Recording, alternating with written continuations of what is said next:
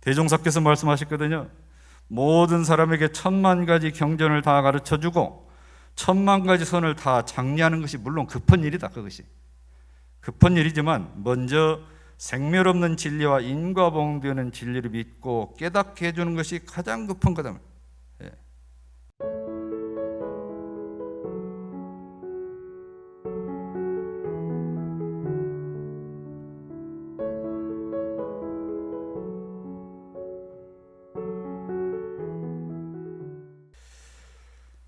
우리가 원불교를 만나서 가장 보람이 있다면 어제보다 오늘 또는 오늘보다 내일 내 마음을 쓰는 그 용심의 법이 더 나아지는 게 있을 거고요. 또 어제보다 오늘, 오늘보다 내일은 은혜를 더 발견을 하고 보온을 해가고 있는 나를 발견하는 그 기쁨이 있어서일 겁니다. 그래서 우리는 이런 공부하는 정도를 일러서 진급이 되고 은혜를 입는다 이렇게 말을 해오고 있죠. 또 그것이 바로 우리의 발원이고 서원이기도 합니다. 대종사께서 교법의 총설 끝에 말씀하신 광대하고 원만한 종교 신자의 모습은 바로 그 모습일 겁니다. 오늘은 정산종사께서 진급하는 길을 밝혀주신 원리편 38장 법문으로 전해드리겠습니다. 먼저 법문을 봉독에 올리겠습니다. 말씀하시기를 진급하는 길 6가지가 있으니 하나는 스스로 타락심을 내지 말고 꾸준히 향상을 하며, 둘은 견실한 신성을 가져 천만역순 경계에 흔들림이 없는 신근을 확립하며, 셋은 나 이상의 도덕 가진 이를 친근 공경하고 숭배 신봉하며 정진을 하며, 넷은 나만 못한 근기를 항상 포용 보호하여 나 이상이 되도록 인도를 하며, 다섯은 공부와 사업에 대하여는 스스로 만족하지 않고 항상 부족한 생각으로 계속 적공을 하며, 여섯은 모든 수용에 대하여는 언제나 스스로 만족하며 부족한 이웃에게 보시하는 것을 좋아하는 것이니라. 이렇게 진급하는 길 6가지 법문을 해주셨습니다. 법문에서 진급이라고 하는 것은 내게 오는 지혜나 내게 오는 복이 나날이 나아지는 걸 일러서 진급이라고 이해를 하시면 될 것 같습니다. 마음 공부는 말이죠, 내가 전에 갖고 있는 조건이나 지금 갖고 있는 조건이나 그 조건의 여부에 관계없이 유무식 남녀노소 선악 규천을 막론하고 누구나 할 수 있는 것이 마음 공부입니다. 그렇기 때문에 누구나 하는 마음 공부에서 누구든지 진급을 할 수 있다, 그 말씀이죠. 한 제자가 정산종사님께 진급과 간급은 반드시 수행을 얼마나 잘 했는가 여하에만 달려 있습니까 하고 여쭙습니다. 답을 하시기를 진급과 간급은 자연이 되는 것과 인력으로 되는 것 2가지가 있다 그랬습니다. 자연으로 되는 것은 천지 운행하는 도수를 따라서 저절로 진급을 또는 간급을 하게 되는 것을 말하고, 인력으로 되는 것은 수도와 본인의 마음 씀씀이 그 행동 여하에 따라서 각자 업을 지은 바에 따라서 진급이 되기도 하고 간급이 되기도 한다. 이렇게 2가지 갈래로 말씀을 해주셨습니다. 자, 천지에 도수가 있다고 하셨죠? 천지 도수에 따라서 진급이 될 수 있다. 그러니까 나의 업인 나의 능력에 관계없이 그 진급하는 시기를 따라서 오게 되면, 진급하는 시대, 진급하는 지역을 따라서 오다 보면 덤으로 나도 더불어서 진급이 될 수 있다, 그 말씀이잖아요. 우리나라의 주역에 근거를 해서 미래를 예견하신 유명하신 분이 있죠. 타너 스님이 계십니다. 이 타너 스님께서 베트남 전쟁 때 그 말미에 미국이 전쟁을 더 확산을 하니까 말씀을 하시기를, 미국은 월남에서 망신만 당하고 나가게 될 것이다, 이렇게 얘기를 했어요. 그 즈음에 한참 미국 포교를 하고 있던 숭산 행원 스님이 미국이 갖고 있는 핵폭탄 하나면 그까지 베트남 금방 끝장난다 하고 후원장담을 했어요. 근데 얼마 안 가서 결국 미국이 베트남에서 손을 털고 나올 수밖에 그런 상황이 됐지 않습니까? 주석의 오행 원리로 보면 월남 월명 이방인 남쪽 화에 속합니다. 화, 불화자 화. 미국은 태방으로 금에 속해요. 그러니까 금이 불 속에 들어가면 녹잖아요. 오행으로 보면 그렇다, 그 말씀입니다. 그래서 결국은 미국은 아무리 힘을 써도 금이기 때문에 불 속에 들어가면 녹을 수밖에 없다. 그래서 물러 나올 수밖에 없다. 이렇게 주역에 근거를 해서 얘기를 하셨고, 결국에 몇 년 뒤에 숭산 스님이 타너 스님을 만나가지고 어떻게 그렇게 예견을 할 수가 있습니까? 우리 보통 상식으로 이해가 안 가잖아요. 이렇게 오행으로 말씀을 하신 게 있습니다. 결국에는 뭐냐면 또 이 사람으로 보면 미국은 소녀예요, 소녀. 또 베트남은 중녀래요, 중녀. 소중대 그런가 봅니다. 소녀 중녀라 같은 동성이라서 조화를 이룰 수가 없다. 조화를 이룰 수가 없다. 그래서 베트남에서 나올 수밖에 없다. 그렇게 얘기는 했습니다. 우리나라는 감방에 해당을 하는데요. 사람으로 치면 소남입니다. 소남. 근데 미국은 소녀예요. 그래서 미국이 한국을 도와줄 수밖에 없다. 그런 음양오행의 관계가 있다고 합니다. 소녀는, 우리나라 소남은 소년이고 청산이기 때문에 나무에 비유하면 결실에 해당을 한답니다.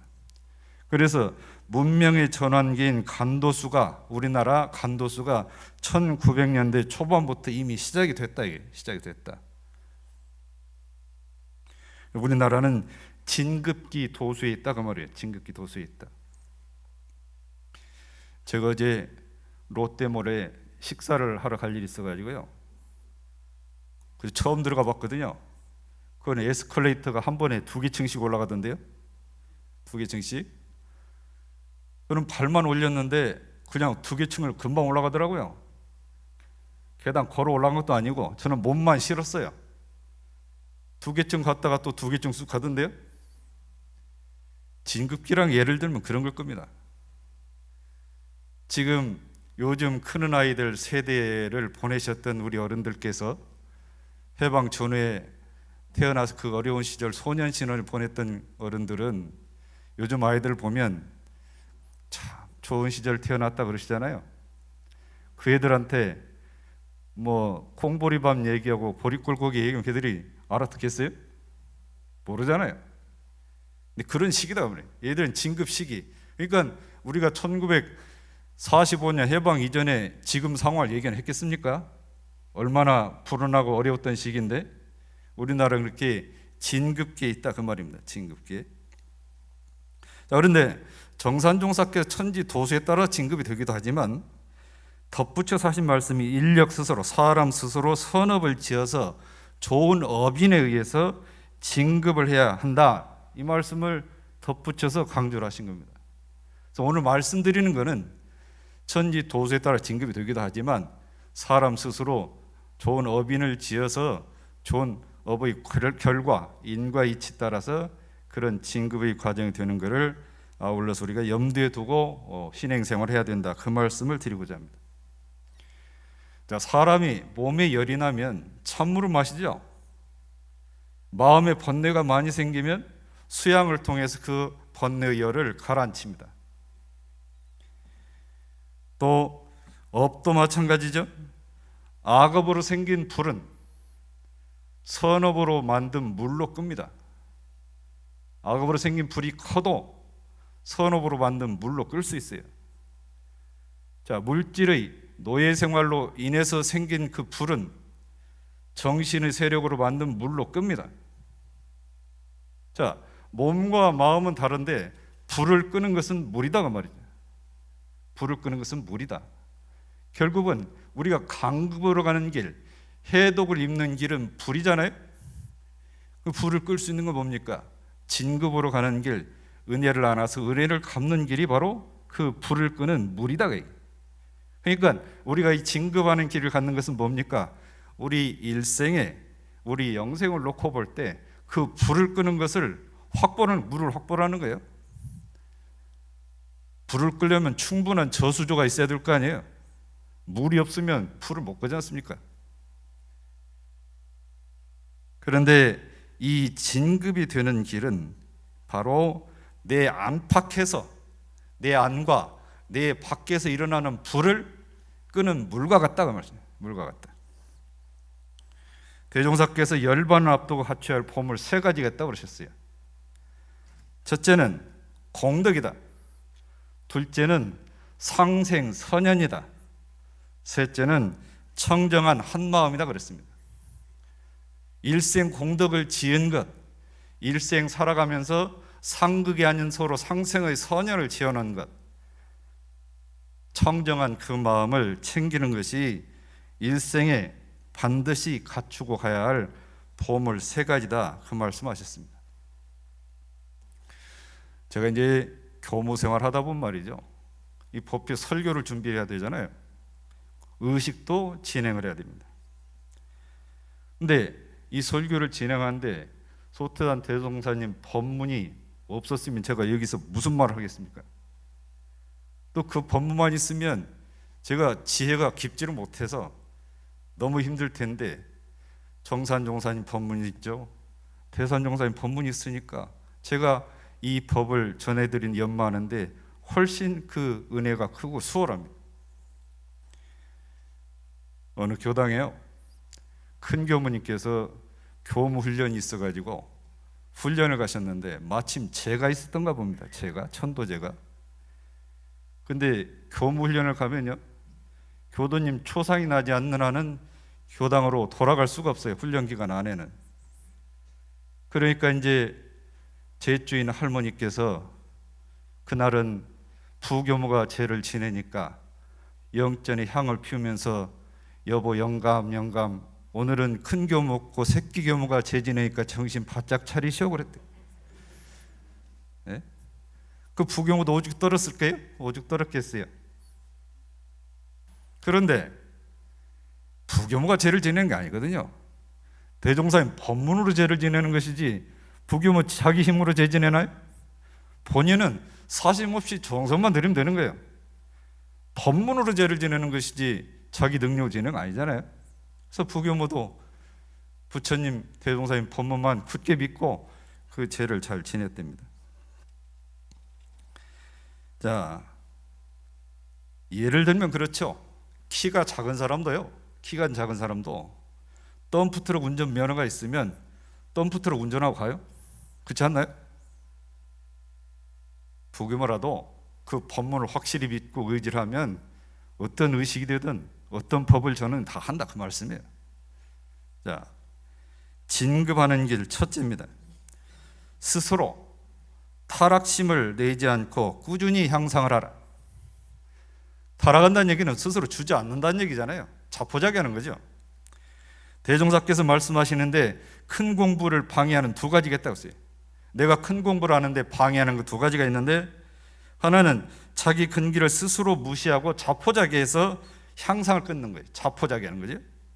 둘은 작은 지견, 내가 조금 안다, 내가 너보다 좀 더 안다, 그런 지견에 스스로 만족해서 스스로 자존자대 해가지고 향상을 끊는 거, 이 두 가지가 공부를 방해하는 장애가 된다고 했습니다. 이 마장을 벗어나지 않으면 큰 공부를 이룰 수 없다 그랬습니다. 이룰 수 없다. 한국전쟁이 한참인 1951년 새해 첫날 정산종사께서 불에 있는 대중들에게 이런 법문을 하셨습니다. 희망을 잃지 마라.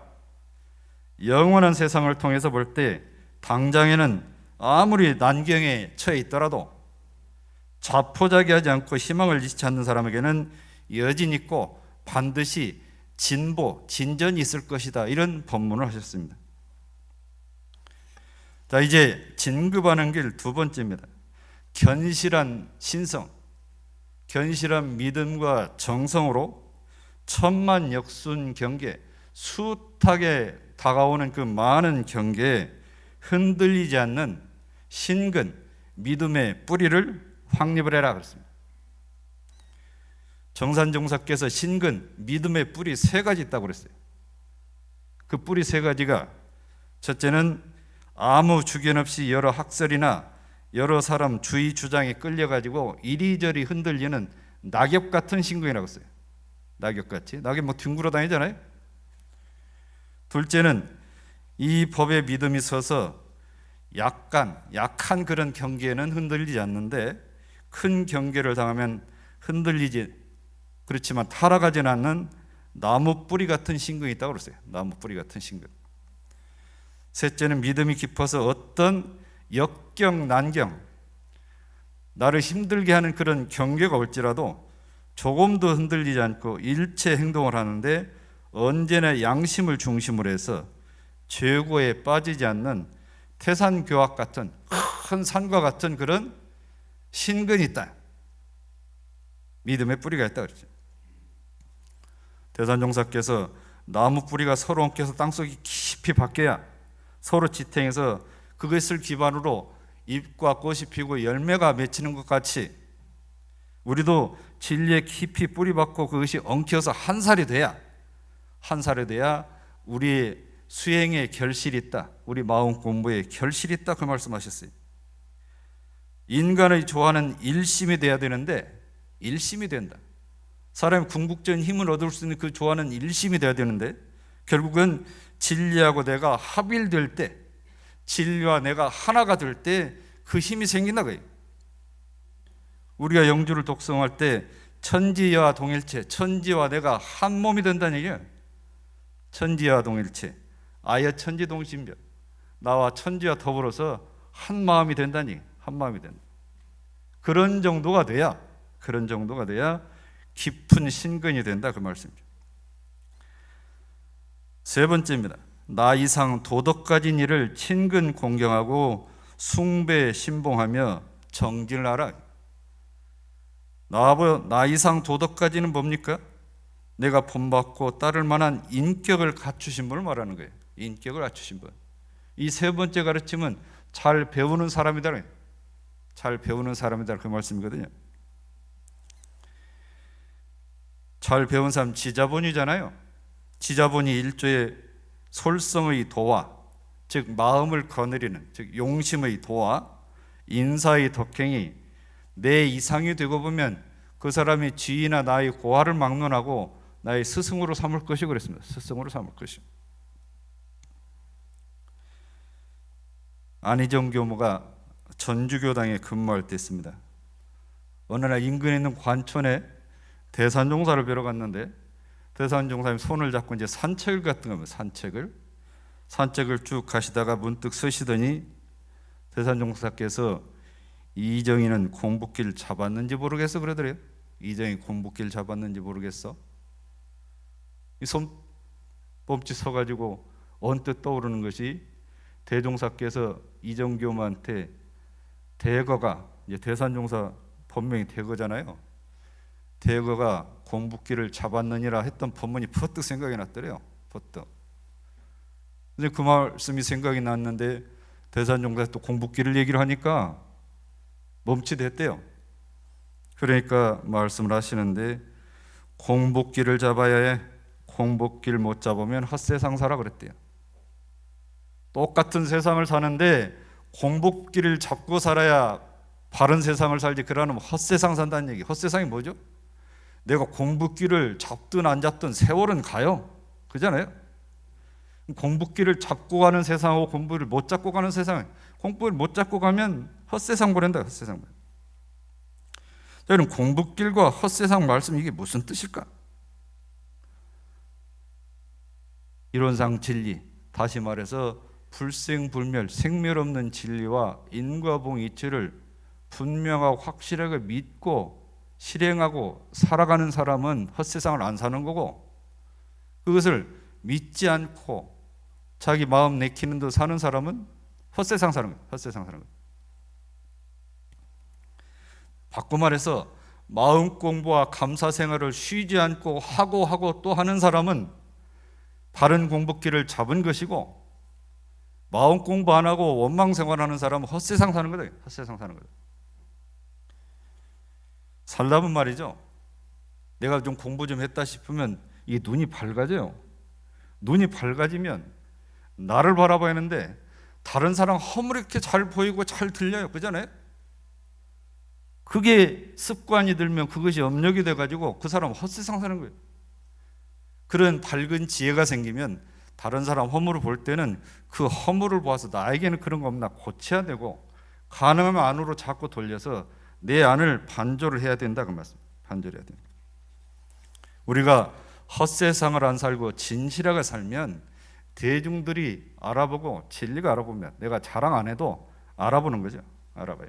미켈란젤로가 시스티나 성당에 천장 벽화를 그렸거든요. 그 천장 벽화가 평수가 183평이에요. 우리 평수로 하면 183평이랍니다. 얼마나 큽니까?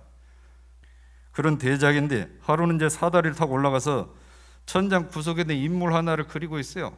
인물 하나를 한참 그리니까 친구가 그럽니다.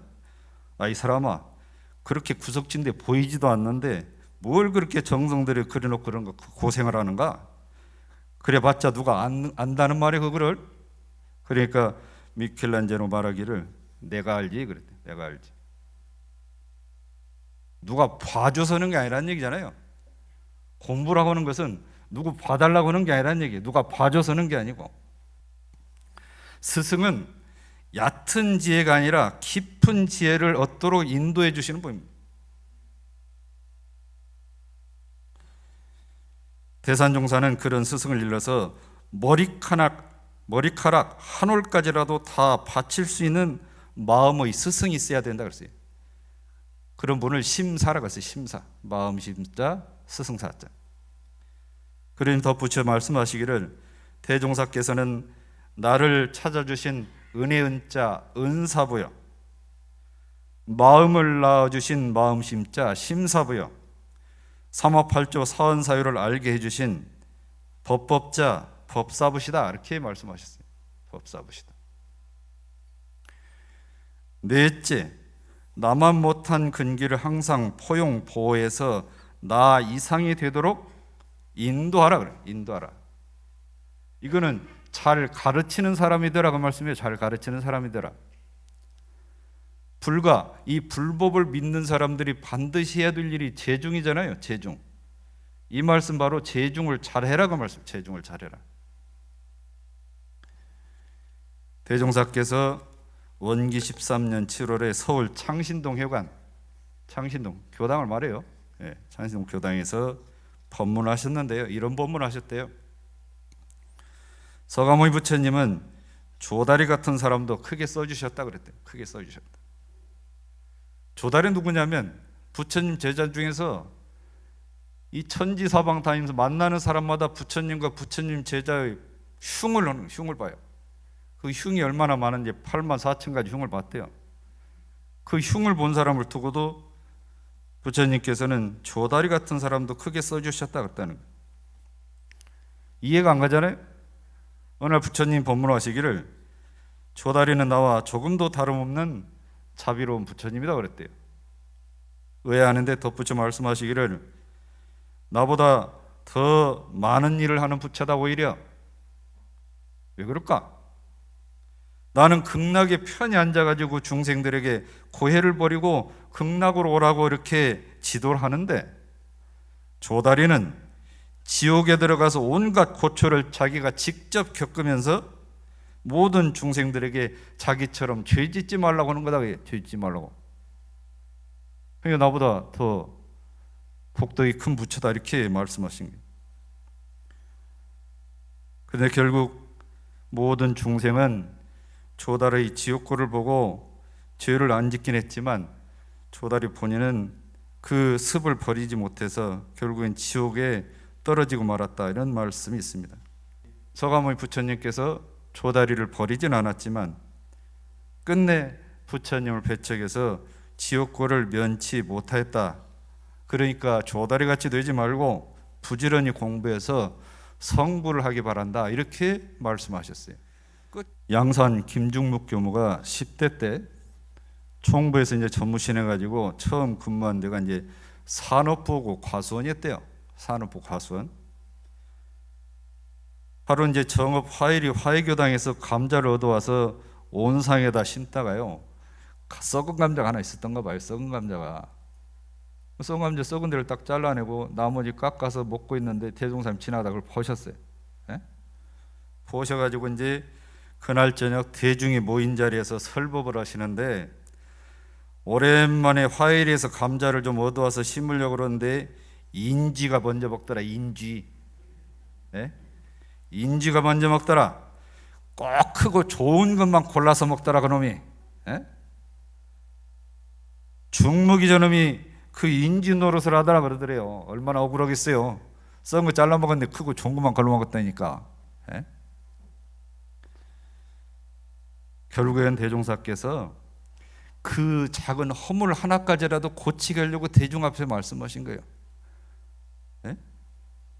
충무기는 물론 그 습을 고쳤죠. 그거 고쳤지만 대중들한테도 그걸 통해서 경책을 해주신 거란 말이죠. 경책을 하셨다. 다섯은 공부와 사업에 대해서는 스스로 만족하지 않고 항상 부족한 생각으로 계속 적공을 해요. 적공은 쌓을 적자거든요. 쌓을 적자. 공을 계속 쌓으라는 얘기잖아요. 적공, 우리가 잘 알듯이 오래오래 수행 정진하는 것을 적공이라 하고, 3대력을 갖출 때까지 많은 공을 들이는 것을 적공이라 합니다. 우리가 남을 볼 때는 관대해도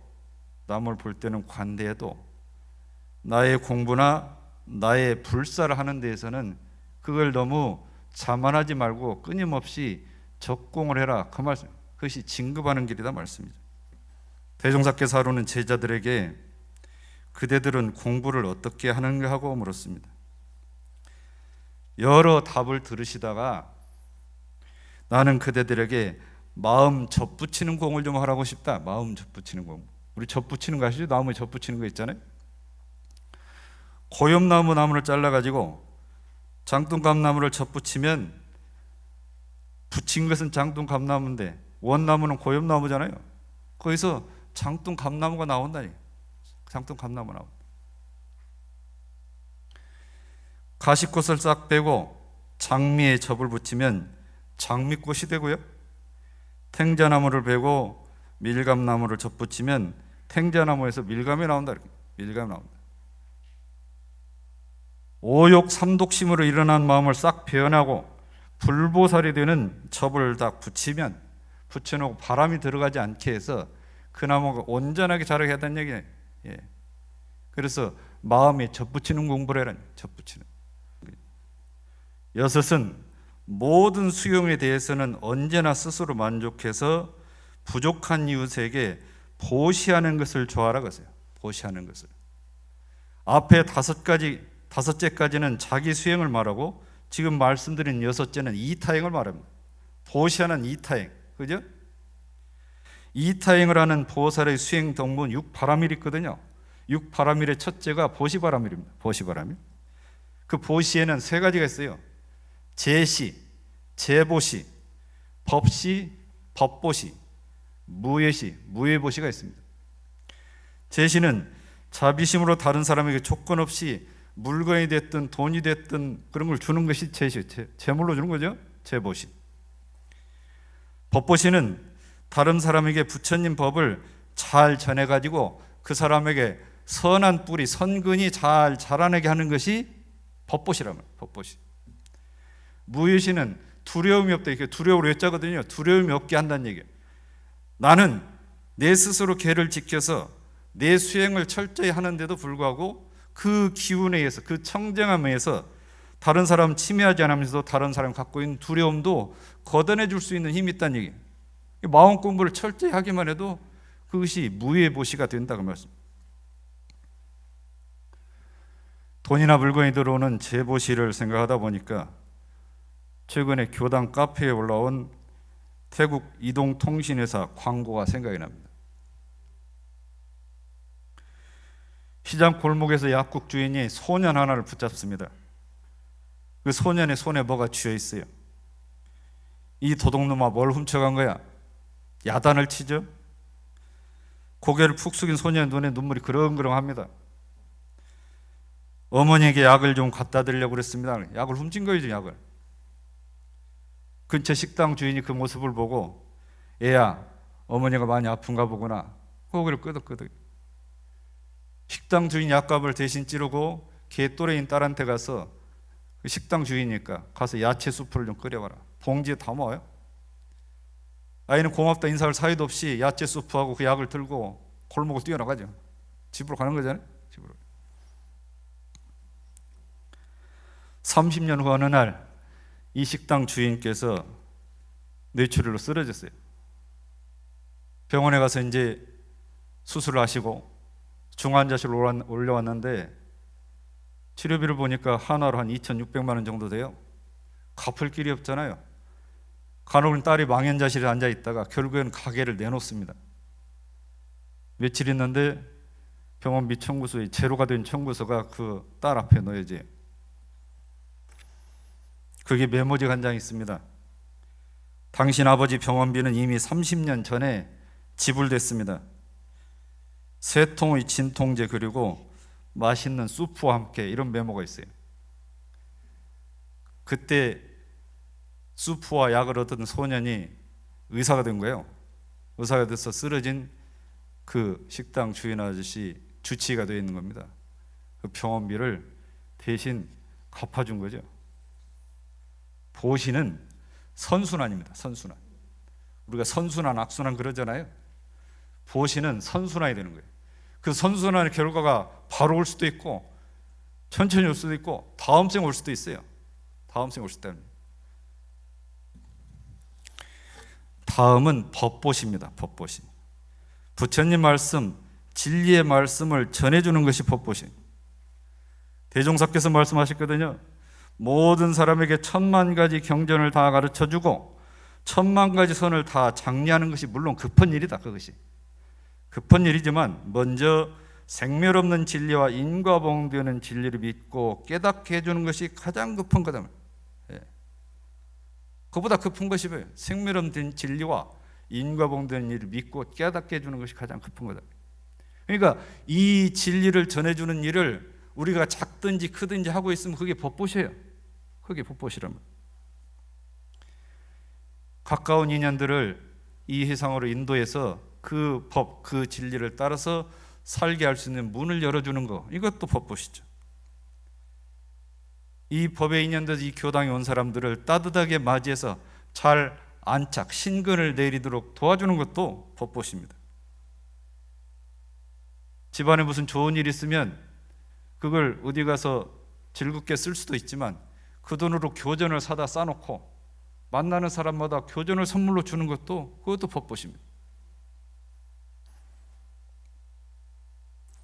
법회본 영상을 병원 진료실에 앉아서 틈틈이 영상을 편집하는 것도 법보시입니다. 말 한마디라도 이 법에 신심나게 하는 것도 법보시입니다. 법보시를 통해서 생멸 없는 진리와 인과봉되는 진리, 저 둥그신 이론상 진리를 믿고 깨닫게 해서 지혜를 밝게 하면 그 공덕이 아주 큽니다. 그럼 본인의 공덕도 크지만 그걸 받은 사람은 그 진리 따라 살게 되니까 그분과 인연된 모든 사람들도 그 선연으로 살 수 있잖아요. 그러잖아요. 그래 법보시. 무예시는 스스로 계를 지켜서 남을 침해하지 않고 다른 사람의 두려워하는 마음을 없애주는 거라고 했잖아요. 나는 이 계문을 잘 지키고 이 가르침을 잘 따라서 내가 최대한 최선을 다해서 이 가르치는 데 그 사는 모습만 내가 지켜서 옆에 사람이 그것만 보고도 공경하고 마음이 편안하고 하는 것도 그렇단 말이죠. 그 사람만 봐도 내 안에 두려운 마음, 불안한 마음이 없어져요. 그것도 무의보시란 말이에요. 내가 내 가족을 위해서, 가까운 사람을 위해서 기도를 지성을 해요. 기도라면 그 기도하는 마음에 기도가 기운이 형성이 돼요. 기도를 지성을 하면요, 기도하는 사람에게 기운이 형성이 돼요. 기운이. 그 기운이 형성이 돼서 그 기운이 미쳐갑니다. 이게 건성으로 하면 형성이 안 되는데 지성으로 하면 형성이 된다. 눈에는 안 보이지만 그게 형성이 됩니다. 그런 걸 형성을 해서 가까운 인연들에게 보이지 않는 그 기운이 미쳐가게 하는 것도 무의시다, 무의 보시다. 예. 두려움이 없게 하는 보시다. 두려움이 없게 하는 보시다. 이렇게 해서 진급하는 길 6가지를 말씀드렸습니다. 진급하는 길은 내 앞에, 오늘 내 앞에 나타난 연락이 하는 것, 화기, 악업, 해독, 이런 것들을, 그 불을 끄게 하는 물과 같은 겁니다. 그 물을 충분히 쉼 없이 확보하게 하는 그 길이 바로 이 진급하는 길입니다. 강급하는 길은 뭐죠? 불입니다. 진급하는 길은 물입니다. 그 물을 확보하는 길입니다.